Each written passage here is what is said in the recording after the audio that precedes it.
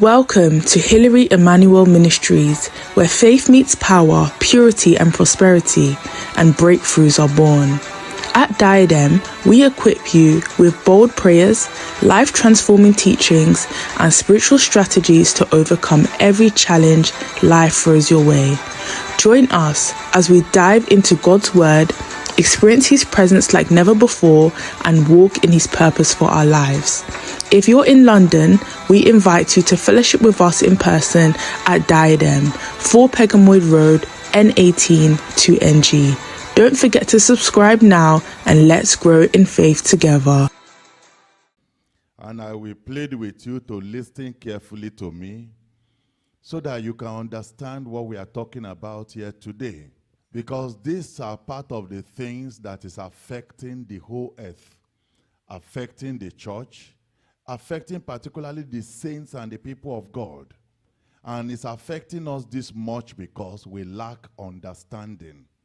And because of lack of understanding, the saints are perishing under these things. And because of that, nobody knows what to do. People are just following along. And the wickedness of this world, they are having their ways. There are some prophecies in the Bible. We will read them because prophecies come, they are spiritual languages. And sometimes they come in parables. They are not always straight. And as a result of that, we don't know the meaning. We don't see how they apply to us. Some of those prophecies we even think is not for us.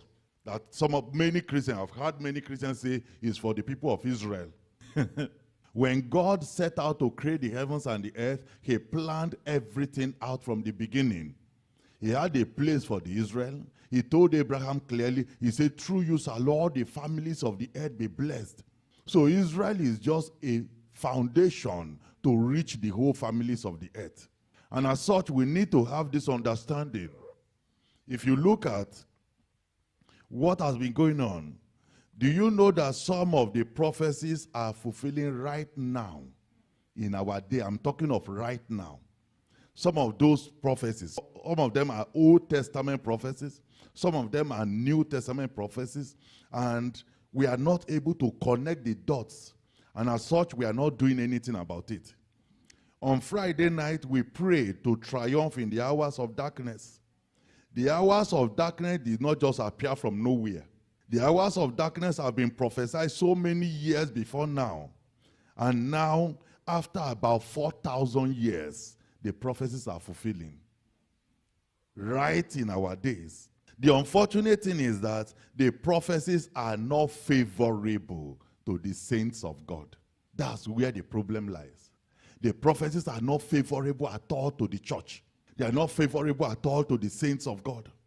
And that's why today, brethren, I want to talk to you on what I call the painful defeats of the saints. The painful defeats of the saints. The saints of God, the children of God, we are being defeated daily. And it's very, very painful. Daniel chapter 7. Daniel chapter 7. You know, a lot of scholars have argued, was Daniel a prophet or was he just somebody that saw dreams? His dreams were not just ordinary. They were prophetic dreams. They were dreams of the things to come, thousands of years in the future. So look at chapter 7, verse 15. It says, I, Daniel. If you read that whole chapter from verse 1 on your own, you will see the real dream or the vision he had. But this is the interpretation. He said, I, Daniel, was grieved in my spirit in the midst of my body. He said, when he saw the vision, his whole being was totally disorganized. Say he became so sorrowful, so sad. But brethren, do you know that even though the prophecy he saw did not concern him, because they told him later, say, you are not going to see this. It's not for your time. It's for future generation. But do you know, he said that the thing still affected him. Why? Because it's going to affect the children of God. It's going to affect the people of God in the future. And the visions of my head troubled me. Verse 16. I came near unto one of them that stood by and asked him the truth of all this. So he told me and made me know the interpretation of the things. So The revelation, the vision was given to him, but he did not understand. So an angel that stood there now interpreted it to him. Let's see the interpretation. Verse 17. These great beasts, he saw beasts. In the vision, he saw beasts. I want you to take note of everything here. Beasts. He said, these great beasts, which they represent 4 kings. I told you on Friday that prophecies majorly that concern humanity, concern the earth, they always come in form of politicians. It's politicians that will fulfill them. It's the politics of the day that will fulfill them. That's why they will use kings, rulers, and all those things to represent them. But they are not ordinary human beings, brethren. They are beasts. You might think you voted for them. You didn't vote for anybody. They are all beasts ruling over the earth. He said, there are 4 kings which shall arise out of where? Out of the earth to rule over people. Verse 18. But the saints, take note now, the chronology of prophecy. The saints of the Most High, he's talking about believers, children of God, shall take the kingdom and possess the kingdom forever, even forever and ever. The saints of God shall take the kingdom. And then, when was Daniel saying this? When they were still in captivity. When they were still in captivity. When they were still in Babylon. From that period till the time Jesus Christ came was 14 generations. That's about 1,400 years. From the time Daniel was saying this thing. So, from the time Jesus came till now, how many years? 2,000, isn't it? Then put it together. Now, along the line, something happened. The saints of God took the kingdom. There was a time the church took the entire Roman Empire. The emperor, the Caesar, left Rome and relocated because of the church. Handed over the throne, the seat of the government in Rome, to the church. And then the Pope took over. And then the emperor, the king, relocated to Constantinople. That's this prophecy. He said the saints shall take the kingdom. Let's continue. Verse 19. Then I will know the truth of the 4th beast, which was diverse from all the others, exceeding dreadful, whose teeth were of iron, and his nail of brass, which devoured, brake in pieces, and stamped the residue with his feet. Verse 20, and of the 10 horns that were in his head, and of the other which came up, and before whom trill fell, even of that horn that had eyes, and a mouth that spake very great things, whose look was more stout than his fellows. Now verse 21, I beheld, and the same horn made war with who? With the saints, and did what? And prevailed against this, and defeated the saints. And defeated the saints. Listen, this is prophecy. And this prophecy, as far back as Old Testament, if the saints of God did not do anything, this prophecy must come to pass. That's the mystery of prophecy. If you leave prophecy alone, it will happen. If you don't know how to alter prophecy, it must surely come to pass. So now, I told you that some of the prophecies are not favorable to the saints. This prophecy has said that this horn will make war against the saints and will prevail against them. Verse 22. And that prevailing, are you following the timing? First of all, the saints took the kingdom. And then the horn came out from nowhere, overcame the saints. And that overcoming and defeating of the saints will continue. The only thing that will come in between is verse 22. Till the Ancient of Days came. That's the rapture. So this defeating of the saints will continue. This defeating of the saints will not stop until the rapture will take place. Except we do something. You see, until the Ancient of Days came and judgment was given to the saints of the Most High, and the time came that the saints possessed the kingdom. That is the later time. But where are we now in this timing? We are right in the middle of where these horns are defeating the saints of God. That's where we are now. That's where the prophecy is presently. Verse 23. Thus he said, the 4th beast shall be the 4th kingdom upon earth, which shall be diverse from all kingdoms, and shall devour the whole earth, and shall tread it down and break it in pieces. And the 10 horns of the king, this kingdom, are 10 kings that shall arise, and another shall arise after them. And he shall be diverse from the first, and he shall subdue 3 kings. And he shall speak great words against the Most High, and shall wear out the saints of, he says, shall wear out the saints of the Most High.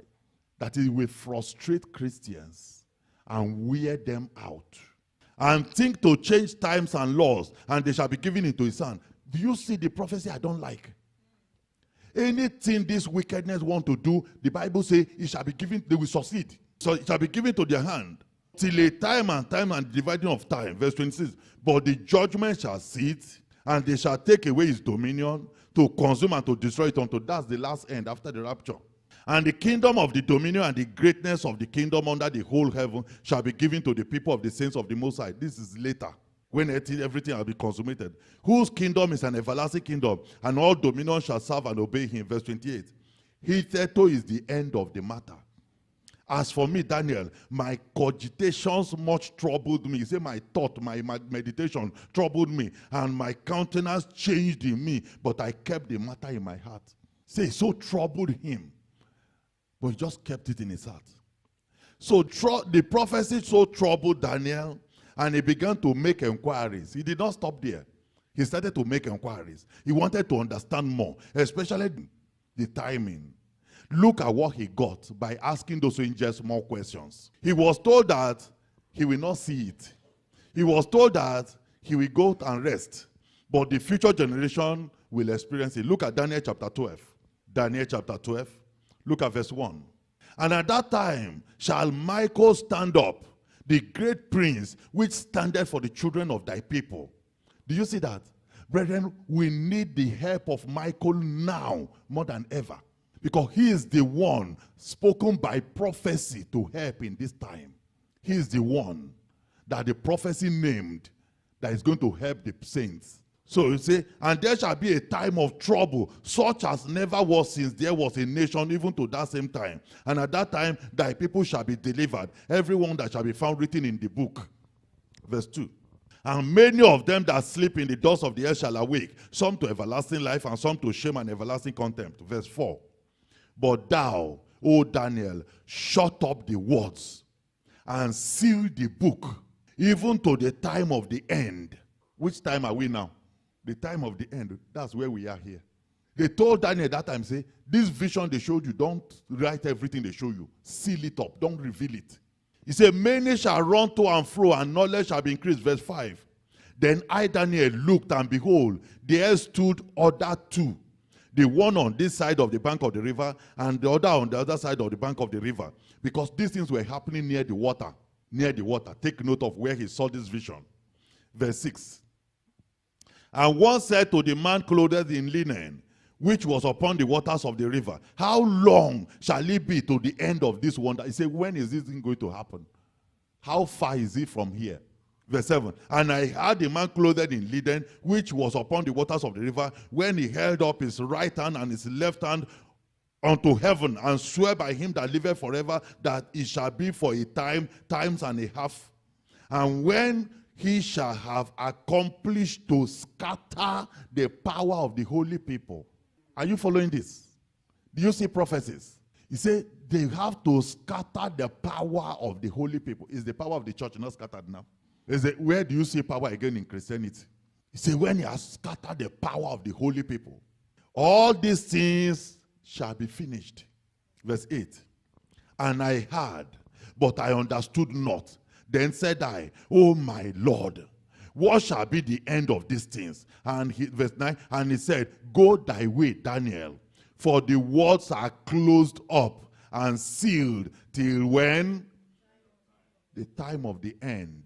Verse 10, many shall be purified and made white. Is that not what happened in between when Jesus Christ came and was able to give us salvation that comes by mercy and grace? And people were for the first time purified and made clean by grace and mercy. He said, many shall be clean and purified and made white and tried, but the wicked shall do wickedly. And none of the wicked shall understand, but the wise shall understand. Verse 13. But go thou thy way till the end be. For thou shalt rest. He said, Daniel, this is not going to happen in your time. You will go and rest and stand in thy lot at the end of the days. So with this kind of assurance, Daniel knows he's going to heaven. He said, you will rest and stand. At the end of the day, you will come up and stand in your position. So do you see now? So you can see that the whole message is shrouded in parable and confusion and everything. Daniel tried to dig out in the sense, seal it up, it's not for you, it's for future generations. And this was Old Testament. And then over 2,000 years later, the message came again in Revelation chapter 13. Revelation chapter 13. Look at verse 1. And I stood upon the sand of the sea. Where did Daniel stand when he got his own? The water, the river. Now, John the Beloved stand now again where? The water again. He said he stood by the side of the sea and saw what? The same beast again. So that message that was given to Daniel, and they told it to seal it up, they are going to open it now. They are going to open everything now to John the Beloved. So he now saw the same beast again rise up out of the sea, having 7 heads and 10 horns. And upon his horn 10 crowns, and upon his head the name of blasphemy. In the case of Daniel, he said, mouth speaking a lot of things. Verse 2, and the beast which I saw was like unto a leopard, and his feet were as the feet of a bear, and his mouth as the mouth of a lion. If you read that Daniel chapter 7 we read earlier from verse 1, you see the same description, the same animal. And the dragon gave him his power and his seat and great authority. Take note of that place. The dragon. You remember Revelation chapter 12, the red dragon. He said the dragon gave him his seat and gave him his throne and power and everything. Verse 3. And I saw one of his head as it were wounded to death, and his deadly wound was healed. And all the world wondered after the beast. And they worshipped the dragon, which gave power unto the beast. And they worshipped the beast, saying, who is like unto the beast? Who is able to make war with him? And there was given unto him a mouth, speaking great things and blasphemies. And power was given unto him to continue 42 months. And he opened his mouth in blasphemy against God, to blaspheme his name and his tabernacle and them that dwell in heaven. Verse 7. You can see this thing we are talking about. They have power to blaspheme God, to insult God anyhow, to insult the third heaven as they like. This is prophecy. Verse 7. And it was given unto him to make war with who? Who are the saints? We are the one the Bible is talking about here. To make war with the saints and then to conquer them, to defeat them. Brethren, are you seeing something now? Do you see where our troubles are coming from? That we will fight and fight and fight and pray and pray, and it will be as if God is not answering prayers. Because there's something else we are not touching. There's something else we are not dealing with. There is a prophecy, over 2,000, over 4,000 year prophecy that we are not touching at all. And the power was given to this beast to defeat the saints and to overcome them. And power was given to him over all kindreds and tongues and nations. Do you now understand why our world is in this condition? Verse 8. And all that dwell upon the earth shall worship him, whose name are not written in the book of life of the Lamb, slain from the foundation of the world. If any man have ear, let what it means is, if you can understand, understand. This is parable and mystery. And this is where I have problems. The saints of God don't even know that power has been given to darkness to defeat them by prophecy. The saints of God don't even know who they gave this power. Who is this person that is holding that power to defeat the saints? Because it's when you understand who that person is that you know who you are fighting with. They just think that they are praying and God is not answering, and that their enemies are having upper hand. That's what we think. And we pray and pray and God is not answering. Not knowing that there's a prophecy underneath that is giving our enemies power to defeat us. Revelation 17, look at verse 3. So he carried me away in the spirit into the wilderness, and I saw a woman sit upon a scarlet-colored beast, that is red beast. The beast has red color. And which beast can have this red color than the red dragon? The red dragon. Remember the place I read to you earlier? He said the dragon gave his seat, the beast gave his seat and everything, the authority to that particular power, to use it, to sit upon it. And now he said this woman is sitting on this red-colored, scarlet-colored beast, full of names of blasphemy, having 7 hands. The same description. The same description. Verse 4. And the woman was arrayed in purple and scarlet color, and decked with gold and precious stones and pearls, having a golden cup in her hand, full of abominations and filthiness of her fornication. But the question is, who is this woman? Who is this? Because we need to know who this woman is. Because that is the woman that all these prophecies is referring to. The prophecy of Daniel, the prophecy of John the Beloved, all these prophecies that gave this power to defeat the saints of God and to conquer the whole earth and trample them under feet and crush them in pieces, is this woman. Now let's see if we get some clue. Let's see if we get some clue. Verse 5. And upon her forehead was a name written, Mystery. So this woman is a mysterious woman. She's a complete mystery. No wonder the church has not been able to decipher her, to know who she is. She's a mystery. Now look out. And then the Bible says she's also called Babylon the Great. But why Babylon the Great? Why Babylon the Great? Because Babylon perished over 2,000 years before this time. Because in Jeremiah 51, Jeremiah gave assignment to those who were carried captive to Babylon, what to do to prophesy against Babylon and to tie it on a stone and throw it to Euphrates. And that's how, when the Persians came, they destroyed Babylon to the ground. They completely wiped out the kingdom of Babylon. And Babylon ceased even before the children of Israel came back from captivity. So there was no Babylon. So which Babylon the Great is he talking about? That's why he says it's a mystery. We shall find out. He says it's the mother of harlots, an abomination of the earth. Verse 6. And I saw the woman. John the Beloved had the privilege to see the woman for by himself. And look at what he saw. He said the woman was drunk. When he saw her, she was totally drunk. With what? Blood of who? That's what she feeds on.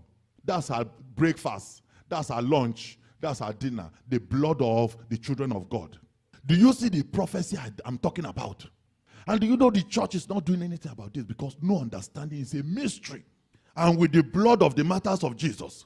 And when I saw her, John said, when I saw her, I wondered with great, he said, I was just like, what? With great admiration. Verse 7, and the angel said unto me, why are you marveled? Why do you open your mouth? I will tell you the mystery of this woman and of the beasts that carry her. These two important things, brethren. This is where our battle should focus. That woman and the beast carrying her. That's the focus of the angel of God that was telling John. We must know who that woman is.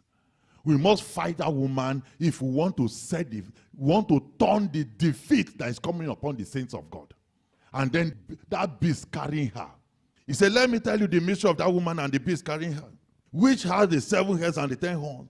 The beast that thou sawest was and is not, and shall ascend out of the bottomless pit and go into perdition. And they that dwell on the earth shall wonder, whose name were not written in the book. He has not told us anything. He's even compounding the confusion more. Tell us, who is this beast that is going to come out of bottomless pit and all those? It's not enough information for us. Who exactly is this beast? And then verse 9. Here is the mind which has wisdom. The 7 heads are 7 mountains on which the woman sitteth. And there are 7 kings. 5 are fallen and 1 is not yet come, at the time John was speaking. The time that Daniel saw it, some of those kings were still intact. They've not manifested. Now at the time of John, 5 have manifested. 1 was ruling at that time. 1 was to come later. And when he cometh, he must continue a short space. Verse 11. And the beast that was and is not, even he is the 8th and is of the 7 and goeth into perdition. He has not told us who the beast is still. Verse 12. And the 10 horns which thou sawest are 10 kings, which have received no kingdom as yet, but receive power as king 1 hour with the beast. These have no one mind, and shall give their power and strength unto the beast. Do you see that? The kings of the whole earth, they have what? One mind. One mind. The kings of from Africa to Europe to Asia to Middle East to Americas to everywhere, they have one mind. And that's why you see each time that they defeat the church, like they did in Nigeria recently, each time they defeat the saints, they congratulate themselves. Did you notice it? From all over the world, they congratulate themselves because they have one mind. They have one mind. Verse 14. These shall make war with the Lamb, and the Lamb shall overcome them, for he is the Lord, King of kings, and they that are with him are called the chosen and faithful. Verse 15. And he said unto me, the waters which thou sawest, where the whore seated, are people, and multitude, and nations, and tongues. And the 10 horns which thou sawest upon the beast, these shall hate the whore, and shall make her desolate and naked, and shall eat her flesh and burn her with fire. Verse 17. For God has put in their heart to fulfill his will, and to agree, and give their kingdom unto the beast, until the words of God shall be fulfilled. And the woman which thou sawest is that great city. Do we have a clue? The woman is what? The great city, which reigneth over the kings of the earth. Who is then this great city? Which city is this? So that if we know this great city, we'll be able to know the woman, and we'll be able to know who we are fighting against, and who has been defeating the saints of God. Revelation 18, look at verse 20. He said, rejoice over her, thou heaven, and ye holy apostles and prophets, for God has avenged you on her. And a mighty angel, take note now, to fight against this woman. Look at what it involved. To fight against that city that this woman represents. Look at what it involved. A mighty angel took up a stone like a great millstone and cast it into the sea, saying, thus with violence shall that great city, Babylon. But Babylon perished since now. Which Babylon? You remember how the physical Babylon perished? I told you what Jeremiah did in Jeremiah 51. That was, and it was by what? Stone. And they tied all those prophecies and threw it into the water. And that's how that Babylon perished. This Babylon again, an angel came, took a great millstone and threw it into the sea. The same prophecy of Jeremiah, the same thing angel did. And said, thus with a great vow. So which means, brethren, if we are going to fight this battle and stop the defeat of the saints, we need what? Great violence. Great violence against this city. That's how to throw it down. And it shall be found no more at all. Verse 24. And inside that city, in her was found, because she has storage, Seth. Because you know the only thing she eats is the blood of the saints. So she uses for porridge, for smoothie, for all kinds of things. That's what she feeds on. He said, the blood of the prophets and blood of saints and of all that were slain upon the earth. But who exactly is this woman? And where is this city? Zechariah chapter 5. Zechariah chapter 5. Look at verse 5. Remember all the description we have seen. She's sitting on a scarlet red beast. The beast gave her the seat and the power and authority and everything. Zechariah chapter 5 verse 5. Then the angel that talked with me went forth and said unto me, lift up now thy eyes and see what goeth forth. And I said, what is this? And he said, this is an ephah that goeth forth. He said, moreover, this is their resemblance where? Throughout all the earth. The same thing, uniform. They are the same pattern. They are the same everywhere on earth. They speak the same language. They operate one. And that's why there's no place to run to. If you think you run away from your father's house, you run to another country. They are there also. Verse 7. And behold, there was lifted up a talent of lead. And this is what? A woman. A woman. That seated in the midst of the... Remember that they gave her a seat. And she was sitting on a red scarlet beast. So she is sitting on this ephah. Verse 8. And he said, this is wickedness. So the woman is wickedness. The woman is global wickedness. That is what has been killing the saints. Global wickedness. That is what has been defeating the church of Jesus Christ. That's all the prophecy has been talking about. Global wickedness. And let's see further. And he cast it into the midst of the ephah, and he cast the weight of the lead upon the mouth thereof. Verse 9. Then lifted I up my eyes, and looked, and behold, there came out two women, and the wind was in their wings, for they had wings like the wings of a stork, and they lifted up the ephah between the earth and the heaven. Verse 10. Then said I to the angel that talked with me, where are they? Whither do these bear thee? Where are they carrying her to? Verse 11. And he said unto me, to build it an house where is the land of Shinar. That is where Babel, where Nimrod built Babel. The foundation of global rebellion. The foundation of global occultism. The foundation of global idolatry. The foundation of global wickedness. You know, we read from the book of Joshua that the wickedness of Nimrod was so much that they created a parable. That from the wicked cometh wickedness. That's the land of Shinar. And that's what you call the land of Babel, from where you get Babylon. So you now see that all this while, the Bible has been saying Babylon, Babylon, Babylon, Babylon. It's also actually talking about the city Babel. It's the city Babel. And that city represents wickedness, this woman. Because they carried her. They say to build her a house in the land of Shinar, and it shall be established and set there upon her own base. That's the city. That's the city where she is established upon her own base. From where she's sitting upon what? The red scarlet beast, Satan himself, gave her the seat. The red dragon himself gave her the seat. Gave her the seat.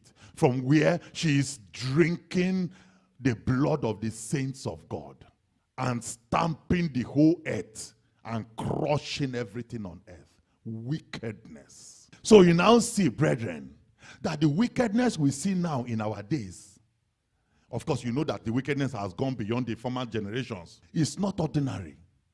It was established by prophecy. And we can't just wish it away. It won't go away by ordinary wishes. The angel of God said by great violence. That's the only way to deal with the city, to deal with the global wickedness. And the church needs to target two things. We need to target the woman. We need to target that scarlet beast that is carrying her, that is giving her the power. And it requires serious violence. Do you see where we are now? Do you understand what is happening with the saints of God? Do you see why the saints of God are so frustrated, especially in this generation? Because of what? Global wickedness. Because of this woman. Because of the beast carrying her. And the only thing we can do to stop this defeat. Do you know Christians are so afraid that you cannot rise up and challenge darkness anyhow? Because you're afraid of... what are you leaning on?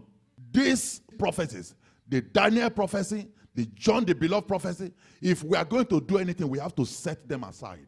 We have to nullify these two prophecies. If we are going to do anything. You say, is it possible? Yes. You remember when Israel took Jericho, and Joshua stood and cursed Jericho, and cursed anyone that will rebuild Jericho. That curse, that decree, that prophecy continued for so many years, till another prophet appeared there and nullified it. When prophet Elisha got there, he cancelled it. And today, do you know people are living in Jericho now? Even though it's in a Palestinian city now. But Jericho is alive till today. And it's because of what? A prophet nullified a previous prophecy. And that's the power God has given. You know, there's something I noticed. Each time the Father gives us prophecy in this church, he will add something. He will say, but you have the power to change it. Do you notice that? What is he telling us? He has given us the power in this church to alter prophecies that we don't like, prophecies that are hurting us, prophecies that are not good for, that are not favorable. We can say, no, we don't want this. We stop it. Whether it has lasted for even 10,000 years, it doesn't matter. We can use that power. We can cancel them and say, enough of this defeat, enough of wickedness feeding on the blood of the saints of God. Enough. And we nullify that prophecy. And then we focus on that woman. And we kill that woman. And we focus on the beast. And we kill the beast. Brother, do you think we can do it? We can do it in Diadem. I know the God we serve here. We can do it here. The Lord has given us that power. That's the whole reason why he raised up this ministry. That's the whole reason why he set up Diadem. And do you see that it's not just only the saints that are suffering under this. He said even they speak terrible things against God. Blasphemy. Those days when we're still fighting. I remember the Father telling me, do you know since you started, my enemies don't insult me again. How did they stop? We silenced them. We stopped their mouths. And so we can do it again. And we are going to do it. That's the whole reason why we exist. That's the whole purpose why we are here. That's the whole reason why the Lord saved us and brought us to this church. That's the whole reason why he set us up so that we can do this. Brethren, this is our destiny. And our destiny can never fail. Generations to come will be happy. Saints coming up later in life, they will be happy that one brand of saint rose up and stopped all the nonsense. Let's close our eyes. We are going to begin to tell the Lord, Father, I thank you so much, Lord, for giving me understanding today. I thank you, my Father, for teaching us these things today, Lord. I bless your name, my God and my Maker, and I glorify you exceedingly. Thank you for watching. If this message blessed you, don't forget to like, share and subscribe to join our growing community of faith. You've just listened to the sermon, but there are powerful prayers that follow. Due to social media rules and guidelines, the prayers have been removed from this video. However, you can access the full prayers and more life-changing resources by visiting www.pastorhillary.org or downloading our app Diadem Media. If you're in the London area, we'd love to have you fellowship with us in person at 4 Pegamoid Road, N18 2NG. If you have any questions about this message, want counseling from Pastor Hillary, or wish to share your testimonies following the prayers, please leave a comment below and someone from our team will get in touch. Until next time, may God bless you abundantly and guide you in all your ways. Stay victorious.